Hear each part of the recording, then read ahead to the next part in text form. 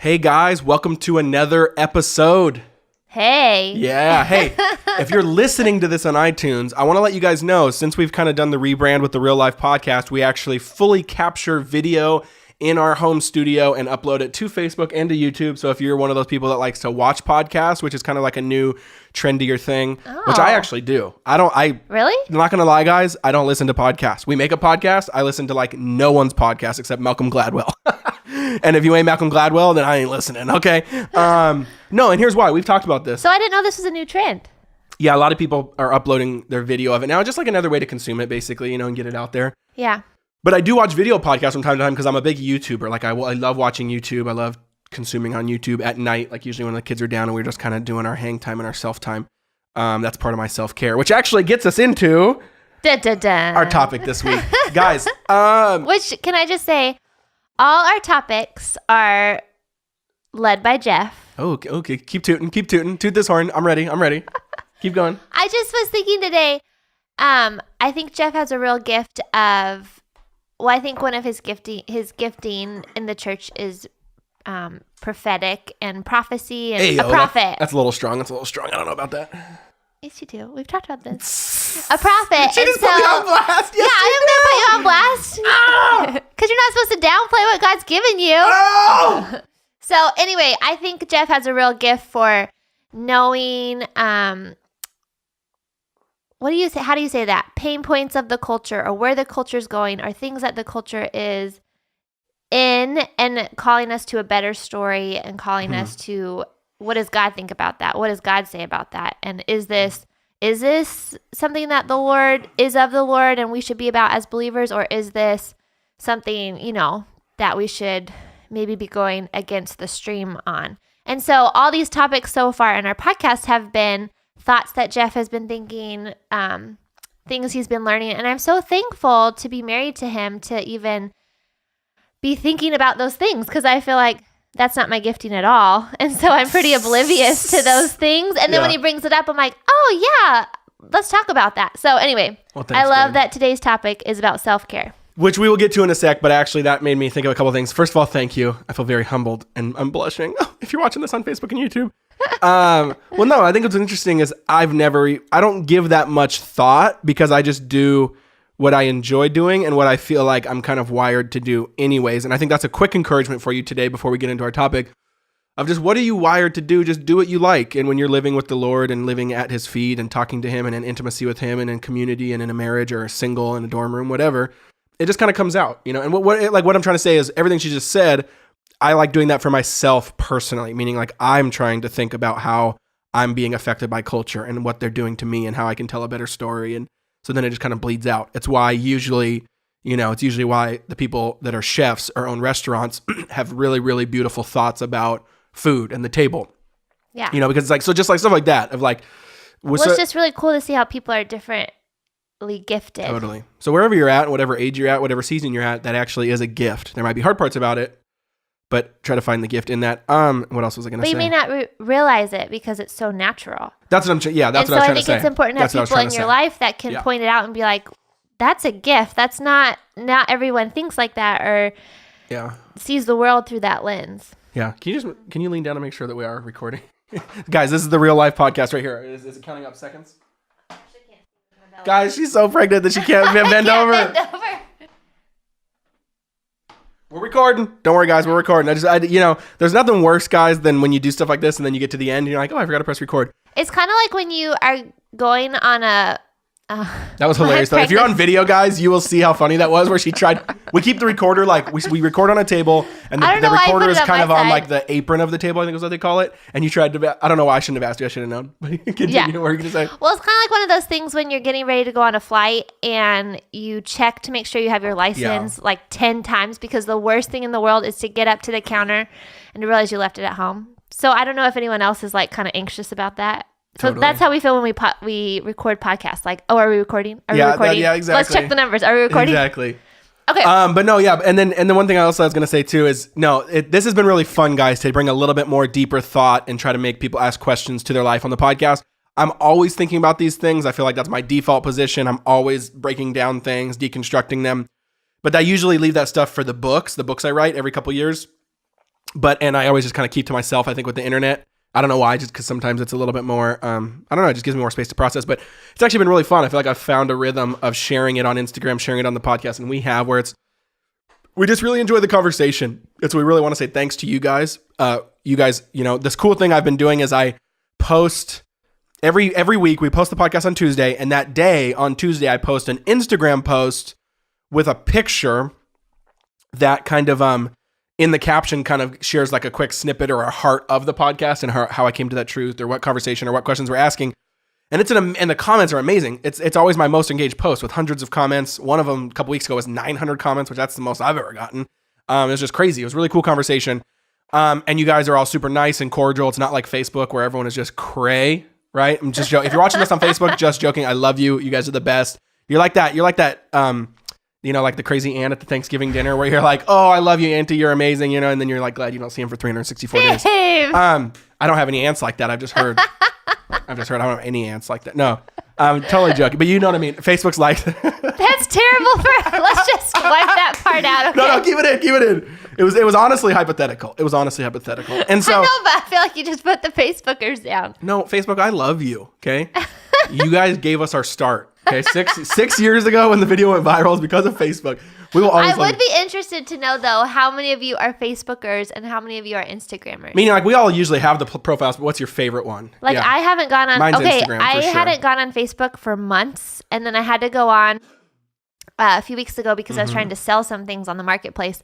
And all of a sudden I started scrolling through it. I'm like, I didn't even know she was pregnant. Yeah. And she has a baby like multiple times. That is funny. Well, okay, so we really got to get into this week's topic. Okay, but yes. one last thing I was going to say guys, is... we're all over the place. Oh, yeah. So we really enjoyed that discussion there. And so genuine thanks. It's really fun. I feel like it's a bright spot on the internet where everyone's just, even if they disagree with what we're saying, it's always, everyone's super nice and super fun. I really love that. So if you're listening, hop onto Instagram, whenever you listen and try to maybe go back and comment on the posts or on Tuesday, go start... hop in the conversation there. It's really fun for us. So we really enjoy that. And so thank you. You guys are awesome. And this has been really fun to process out loud with you guys, journey with you guys, think through things, hear the complexities of really different truths, but then maybe a different lifestyle can't apply it. So they apply it this way. It's really cool. Okay. So this week we are talking about self-care. Now, the reason I wanted to talk about that word and that phrase is because I have some serious caution about it, which I know might, first of all, make you go, oh, well, isn't it a good thing? Yes and amen. I mean, I love my chocolate brownies. Exactly. That is the definition of self-care there, right there, guys. If that's all we're talking about, that's fine. No. So we really believe in self-care. We believe it's pivotal. It's the one reason that we, I think, have such a strong backbone to our life and because with toddlers and marriage and work, it's like, it's hard. It's busy. I think people think just because we work at home that we sit here and do nothing, but like it's toddlers and work and writing books and produce whatever your job is. Like if you're in the season of toddlers plus work plus marriage, that is no matter what you're doing, it's insane. Even single and you work full time, like 100%. That's a lot. Yeah, I would actually, 100%. Maybe actually, if you're single and listening, there is a couple people that have even messaged me, and I 100% agree, and I want to make sure that's acknowledged, that there is seasons of like even like college and specifically at the master's, graduate level, medical school level, that is like you can't really get busier than that. So like, yeah, for sure. Self-care is important in all stages. So we deeply believe in it. We deeply think it's important. And I think it's actually the secret for us of why we have such a sustainable life, because we really believe in it. Don't burn out. Yeah, which we talked about last week with rhythms. This is different though, or a couple weeks ago with rhythms. And so, but I do think there's a serious dark side again to self-care. And this is what I want to talk about. I think self-care, how do I propose this? Anytime... I'm starting to struggle with that concept because anytime a word becomes buzzy, meaning like becomes very popular to use the word, it gets misused. It gets misused, but then also it gets popular enough for Madison Avenue to sneak in. And what I mean by that is Madison Avenue is the shorthand for like advertisers. Oh. Madison Avenue is the famous street in New York, I believe, where basically like in the heyday of the 1950s, there's a show that like Mad Men. It's basically like Madison Avenue is where the culture of what you need, what you want, what the world says you should desire, advertisements, commercialism, etc., is like that's the hub of it or the icon of it. And so I think once Madison Avenue comes into the equation, that's when things get very damaging, especially for followers of Jesus. And Madison Avenue, again, is heavily now invested in the marketplace of self-care. And what I mean by that is it is now a marketed, consumerable, good self-care. It is not something that actually like is to sustain your life. And so, you see the advertisements, right? Like it's this culture of Instagram of like the self-care is it's overly licentious, right? Overly opulent of like, the crazy resort is what self-care is in Bora Bora on the thing that goes over the water. And I'm trying to go there someday. So that'll be awesome self-care. I know. But that, or like the bath bomb culture, which I was laughing with Alyssa of like those bath bombs, if you drop them in the bath and they do all the crazy glitter things. And again, guys, we're not hating. Like I am a bath man. A lot of men are not bath men. I am a bath man. Give me some salts. Give me some candles, give me a book, and I'm in, okay? But that culture, hope you hear what I'm saying, like that ideal of the bath bomb culture and the just do this and treat yourself culture, even though we joke and say that all the time. There's a close line where that actually becomes kind of self-indulgent. There's a difference between self-care and self-indulgent, and there's a difference between true, spiritual, holistic, human self-care and commercialism. Or consumerism. And consumerism and consumption. Which doesn't always bring rest and self-care. Sometimes, guys, self-care is you going and serving your neighbor every week, right? Self-care is sometimes going and mowing their lawn every Thursday because that makes your heart flourish and gives you a depth of joy. Now, if you've got toddlers and you're in crazy season, blah, blah, blah, yeah, probably going and doing yard work for someone is not self-care. That would burn you out, right? But I'm just saying, like, self-care does not equal go buy something. And here's one thing I'll say that I really struggle with self-care. Or check out or numb out. Yes. Escapism and consumerism are kind of my two problems with self-care that I think our culture is pushing. Yes. And the first one, consumerism, you talk about escapism and I'll talk about consumerism. The consumerism one, I really struggle with because a lot of people don't know this, but I was raised super poor. Like I was thinking the other day, like me and my mom probably couldn't have, if we were any more poor, we would have been homeless. Like we couldn't have gone more poor, which is really interesting. Like, super low income, Section 8 housing, government housing, food stamps, every subsidy, every entitlement program you name,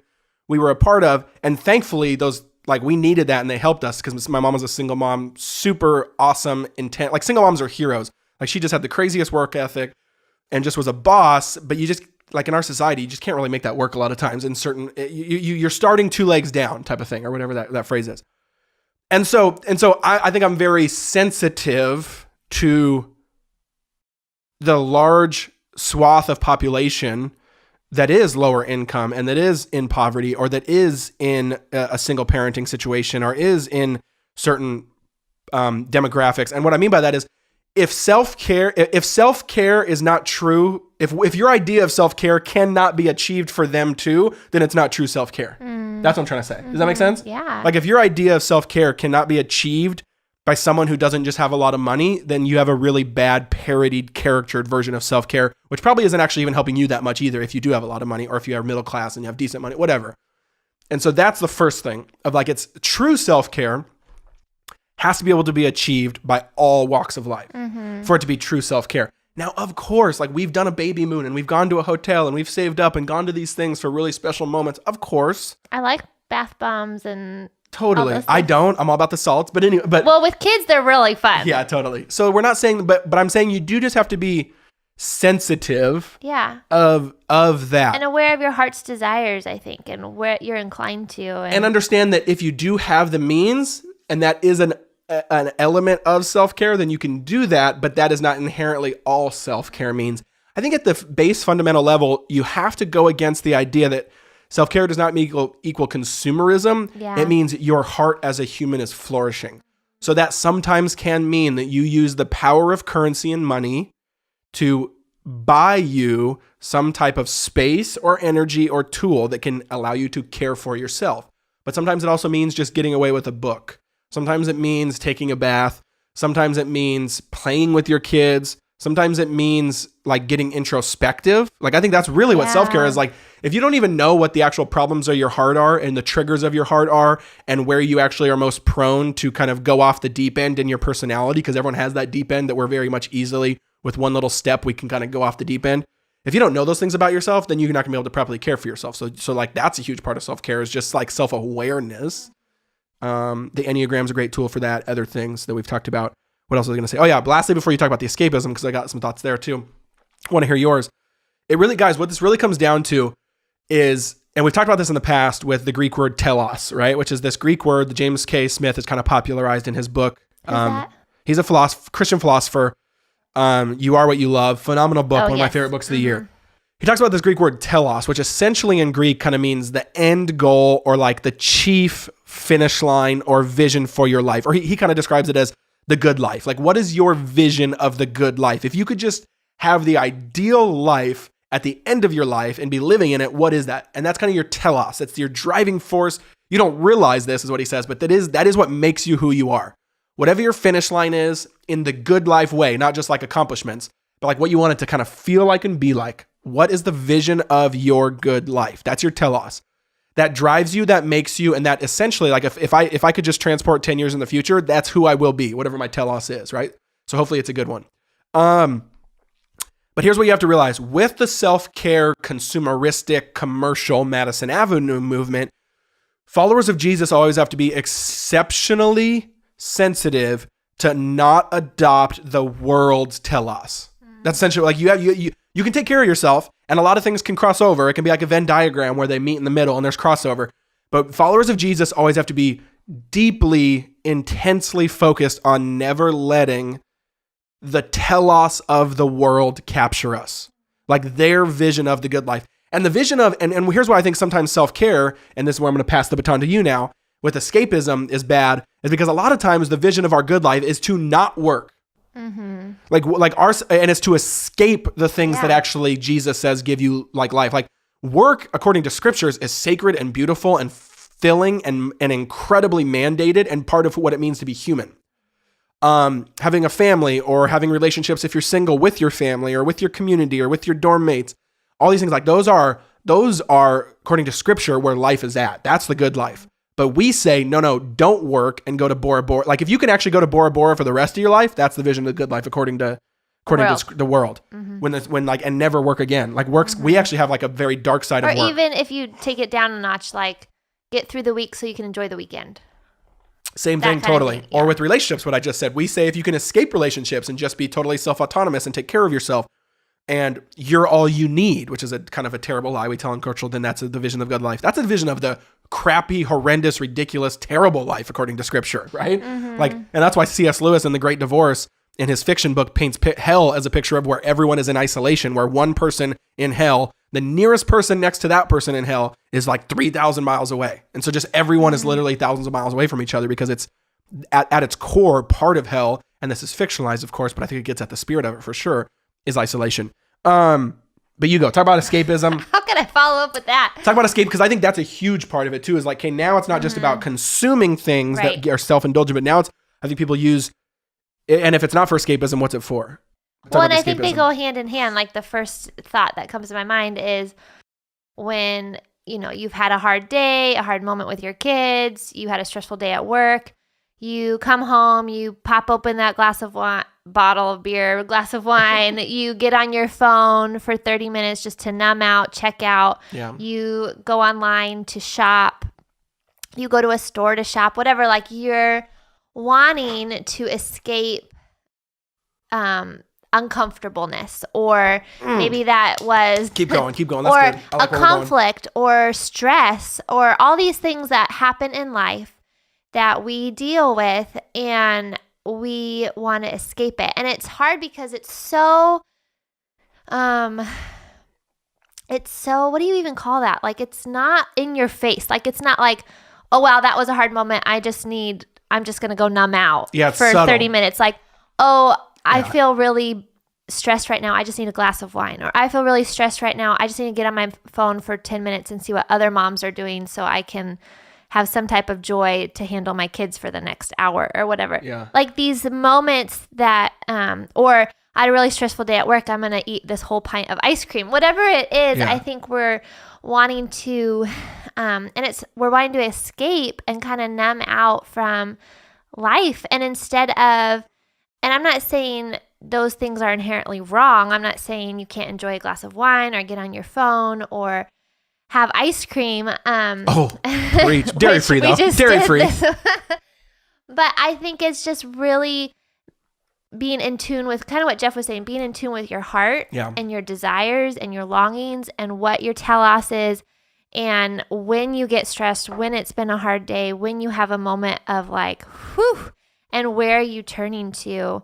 Because I think those things in our culture are like, oh, self-care, like just Netflix and chill or whatever it is, instead of taking 5 minutes and just talking to the Lord, like, wow, Lord, I feel really stressed out right now, or today was a really hard day, or that was a really hard moment with my kids.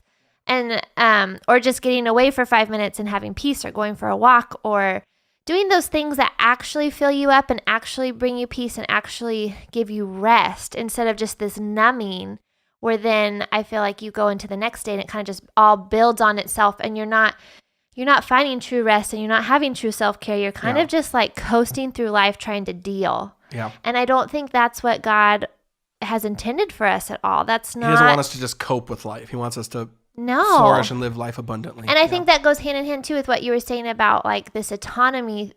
And I think we as believers know that community. I know I'm learning some good words. We as believers know community is good. We know we can't do life on our own.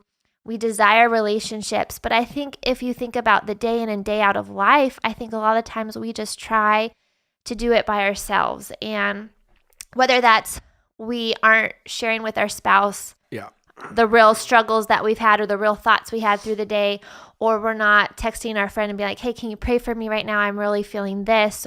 But I think a lot of the times it's like we're not going to the Lord. We're not talking to him.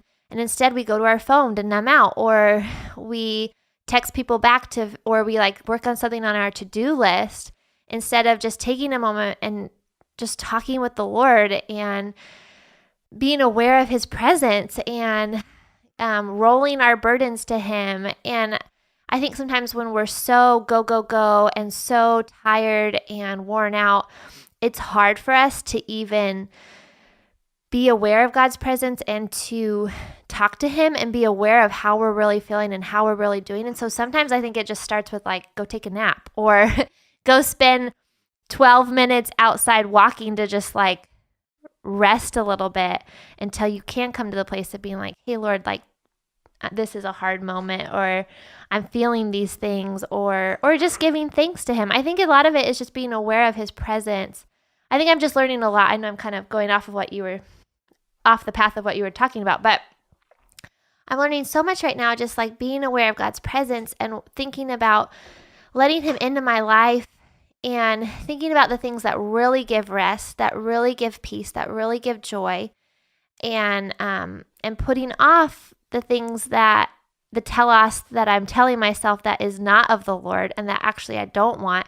But I'm following in this, like just this morning I was journaling about things that I love, because I know it's about your heart's desire and your longings. And I'm like, what are things that I love, good and bad?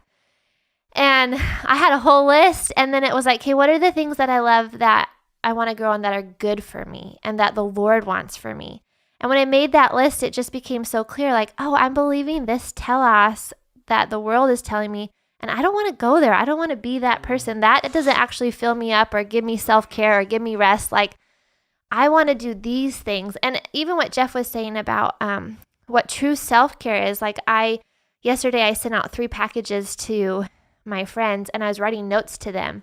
And that's work. That's like something that's like effort and but as I was writing those letters, I was like, this is filling me up so much. I love that I'm going to be sending this note to a friend to encourage them. Like, this is a good thing that I love, that the Lord, like, this is self-care for me in that moment, where normally I would think self-care, I just need to like go do nothing for a little bit, which sometimes a lot of times it is. Yeah. But sometimes it is serving somebody or sending an encouragement or those things. But I kind of blabbered on. Does that No, I don't think you blabbered on at all. Sense? People, I think, probably want you to talk more than me. No, I think that was incredible. I think I would agree and say a couple things. I just thought of a metaphor. Well, a lot of times our version of self-care is a parody, which just means like it looks similar, but it's hollow. Yes. It looks similar to the real version, but it's hollow. And so I think you have to take that next step of really asking why and what fills me, etc. Yeah. Then a metaphor too that I want to use that if you think about it too much, it'll probably fall apart and it's terrible, but it made sense for 2 seconds in my mind. So let's talk about it. Is true self-care is keeping gas in your car so you can drive around normal. Like you keep gas in your car and you have the cadence of putting gas in your car before you get empty.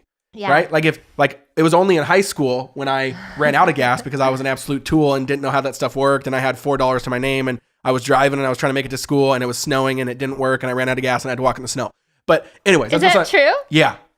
I ran out of gas. It was brutal, and it's a real weird feeling when it runs out of gas. It like kind of slowly shuts down. I didn't know it was in the snow. It was like a little bit, not like white, but like yeah, it was sleepy. cold and it was like 30 degrees.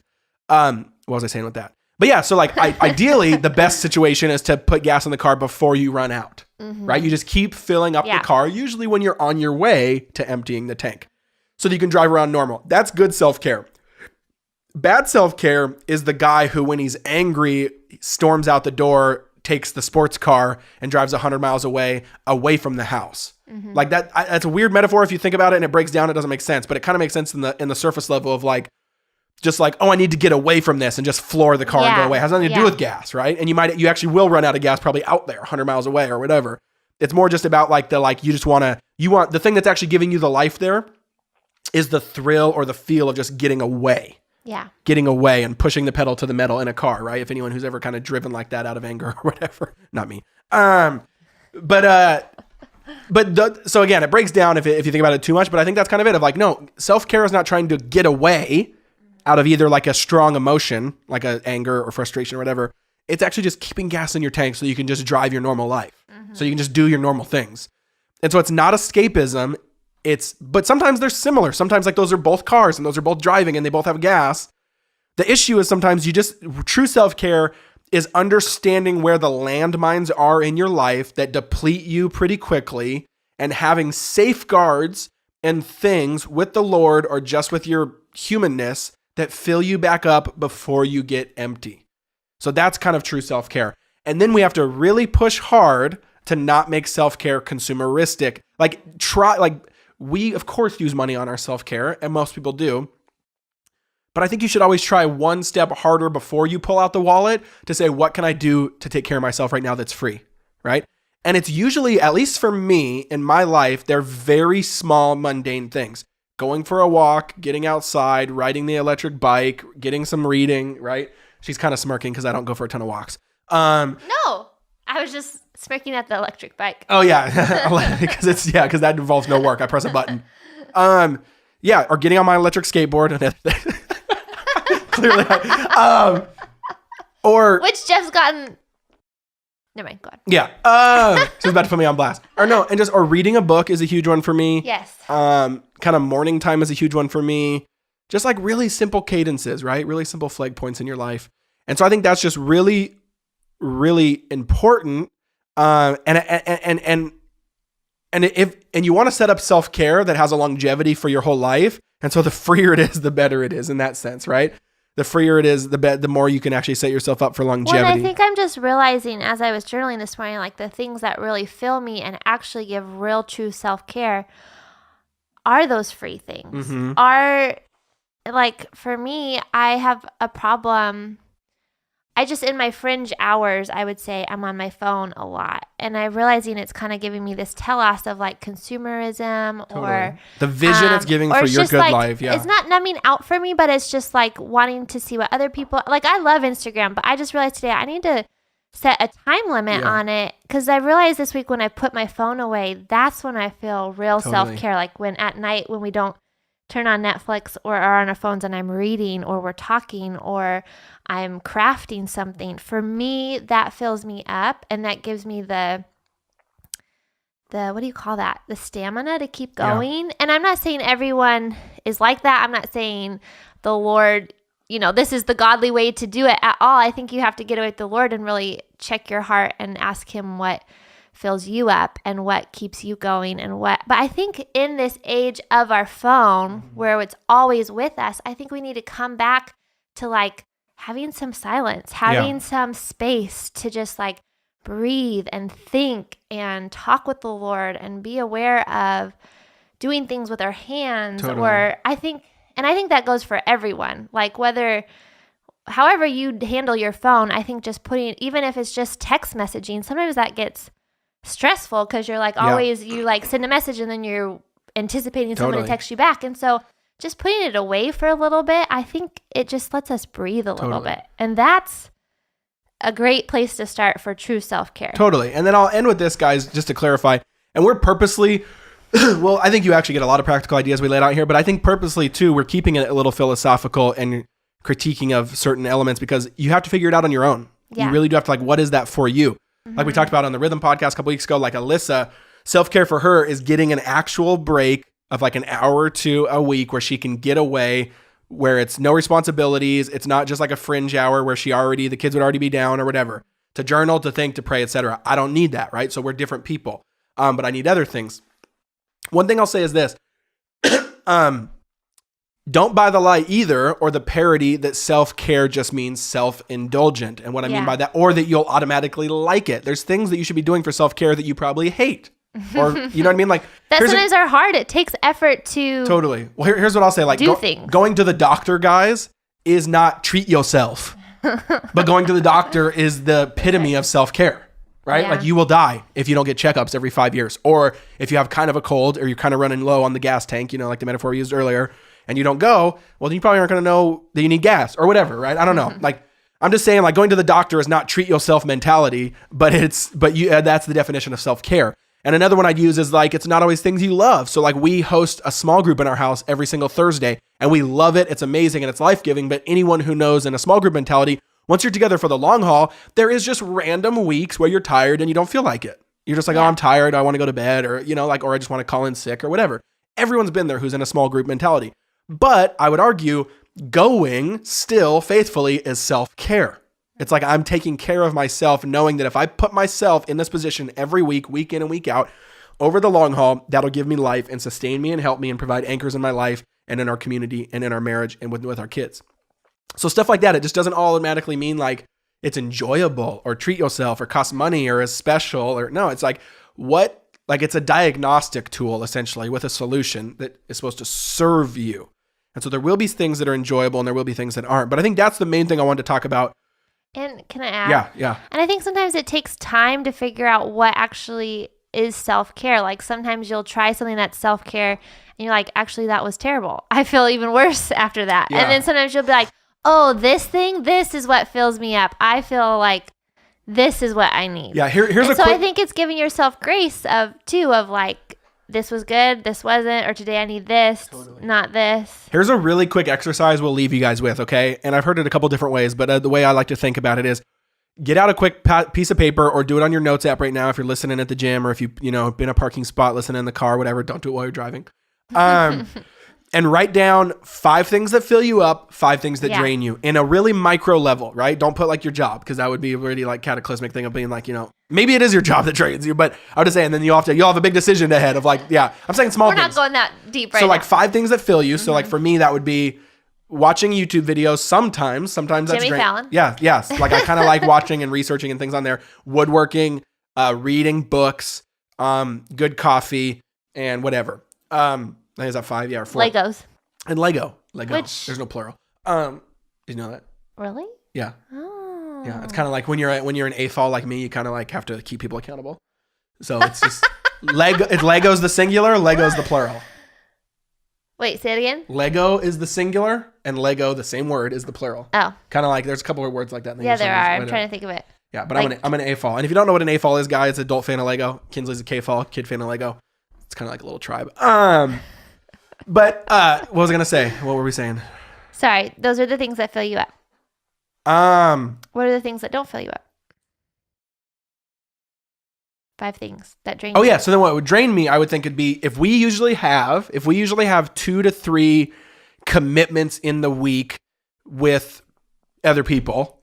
Like I can only, like 1 or 2 fills me. Yeah. 2 to 3, 3 to 4 drains me. Mm-hmm. Like if there's 4 birthday parties that week or like a family over for dinner, plus we're going to this picnic thing and plus a kid's birthday, that's a little stretching for me personally. But I love people and they fill me, but I've learned that I have a cap.